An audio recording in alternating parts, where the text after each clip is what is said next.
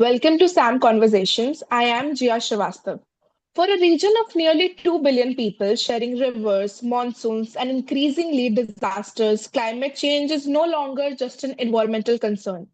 It's fast becoming a question of survival, stability, and security. Glaciers are retreating, water is turning into a point of tension between neighbors, and cities are running out of power during heat waves. Today, we are going to unpack why climate change might actually be South Asia's biggest strategic threat and what a region this fracture can realistically do about it. Joining me for this conversation is Anusreeta Dutta, a climate researcher and columnist with experience in political research, analysis, ESG research, and energy policy. Thank you so much, ma'am, for joining us today. Thanks a lot for having me here. It's really a pleasure. Okay, so let's start. So how Yeah. serious is the threat of climate change to South Asia, really? Like, what kind of consequences are we talking about for a region of 2 billion people? Now, if you see the South Asian region, everything is interconnected. As I have also mentioned in my article, there is a difficult asymmetry which is happening over here, particularly in the cases of shared water. For instance, Pakistan, Bangladesh, they are dependent on downstream flow. India is half dependent on upstream and half on downstream. Then Nepal and Tibetan regions, they are also having a different symmetry. So, what right now, like in the spree of war and everything, what is getting overlooked is climatic concerns. So, which I have mentioned, particularly in the South Asian region, because we are particularly overlooking everything which is happening interconnectedly in the regions, which is concerning the region's stability as a whole. Yeah. Yes. Thank you for that. And like connecting with this, like you have written about glacier loss going up to 50 to 65% under high emission scenarios in the Hindu Kush Himalayan region. But I think what people don't quite grasp is what that means downstream. Like, does that mean the Indus and Gangas actually carry less water over time? Or is the bigger problem that the water becomes unpredictable too much at once and then not enough? I'll go for the second. Like the water becomes very much unpredictable with this glacial loss specifically. Like there's a chronology in this case, like about which I would like to talk about. Like as this glacial retreats and all are happening across, as the unpredictable river flows are increasing, there is a greater dependence on dams and storage, and as a result there is a fear that that upstream countries they might control. Like this causes a political and bureaucratic issues in meanwhile. South Asian region, we are dealing with it quite prominently, and that is quite evident, like in our day to day what comes in the news and everything. Yeah. Okay, thank you so much. That unpredictable angle is actually very interesting because I think treaties like the Indus Water Treaty were built assuming a fairly stable river. So that actually makes sense. So if you had to rewrite it today with climate in mind, what's one thing you'd actually add or change there if you had to do it? I will add, I won't change anything much. I will say, what I feel that particularly concerning in this region, there's a lot which needs to be worked on, particularly in the context of water sharing. Like if you see Hmm. the complexity on this, and like as a result, not only the water sharing, like there's everything interconnected. Like if you see there is any kind of climatic shock, the agricultural productivity decreases. Like India, for instance, India, Pakistan, we have seen this instance for quite long. Then not only that, there are several threads of climatic concerns which comes meanwhile, which has to be dealt with currently in this scenario. Yeah. Yeah, right. So, like, what attention isn't just like an India-Pakistan story either, is it? Like, China is building hydropower upstream on the Brahmaputra, and India sits upstream of Bangladesh on that same river. So, is India's anxiety about China's dam is a bit ironic given it's doing the same thing to Bangladesh? Definitely, it is ironic. But then, if you see, India is playing a strategic game over Yeah. here. in True. both the sides. And Hmm. like if you see it from the angle of like how the country is trying to balance a strategic measure, it is very much impactful, because in Hmm. case of Indus Water Treaty, the treaty has survived a lot. Like Hmm. like talking about cross-border terrorism and other conflicts with Pakistan, India has come to this decision of treaties appearance just in 2025.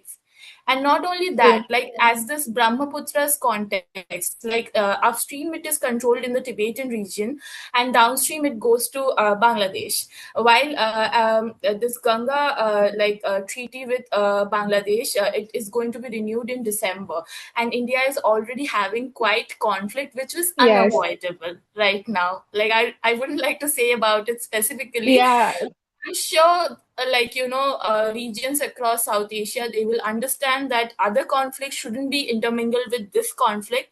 And I would like to say in this platform, I feel that, it might reach an impactful measure of yes, audience, that India's definitely. measures should be, very much seen with a clear eye, without any kind of other strings attached. Like, why is India doing this? Bangladesh should, stop this water flow instead of True. just because of this. China should do this. So India is trying a lot to balance within this region, and that is quite commendable. Because if you see, Hmm. compared to the other part of the world, India's location is one of the most conflict zone. Like, yeah. Definitely. Yeah, okay. So, like, if the current arrangements, like treaties, bilateral deals, aren't built for this, what would actually work? Like, if you have argued that regional framework for climate risk in South Asia at all, what's realistic here? Reviving something like SARC, which we did, or working through BIMSTEC, or like starting a completely fresh start? Like, what should be our approach to this? I think so. In this case, first of all, the regions in the South Asian regions, they should come together. As I mentioned about these two platforms, not restricting only to these two platforms. This region should Hmm. come together. They should develop a regional framework. Right now, the Hmm. measures are more as, like once the disaster comes, after that prevention. There is nothing True. proper framework as in pre-prediction and then Hmm. working on it. As I have mentioned in my article also, militarization can help right now, but for how much True. times? Once any disaster is occurring, like the country is sending its military troops and all, but their deployment is designed and meant for some other purpose. So I think so at this point of time, the South Asian region countries should come together, and they should build a regional framework in order to predict, in order to find out ways like how they can avoid any kind of conflicts in this region in terms of climatic shock, which can be a security concern tomorrow. Hmm. True. That's a great take.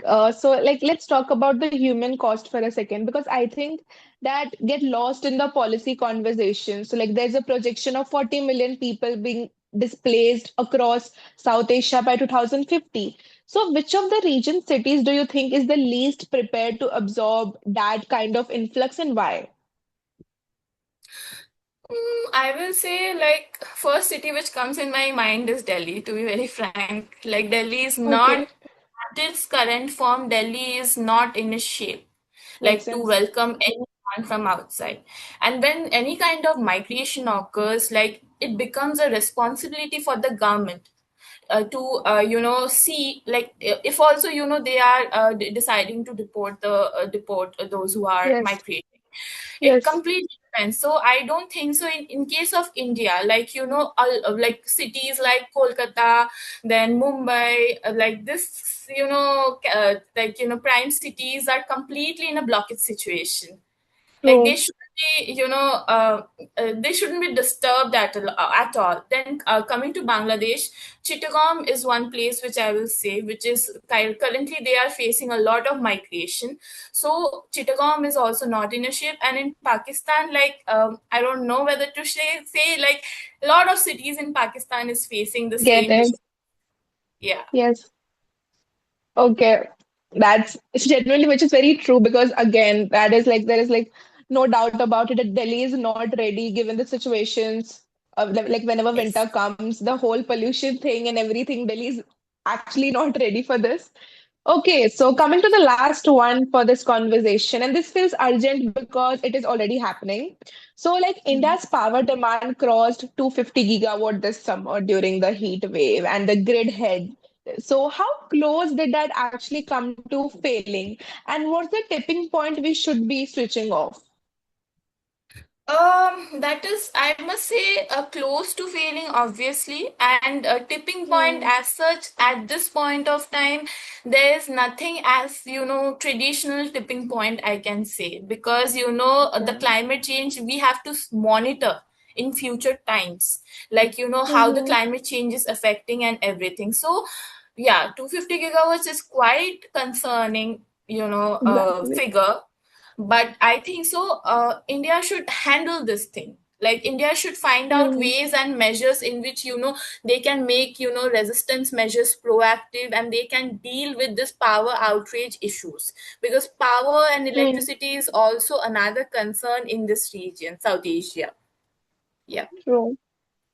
Okay, thank you so much. This has been such a clarifying conversation. Thank you so much for breaking all of this down to us. That's it Thanks a for the lot. episode of Sam Conversations. See you in the next one.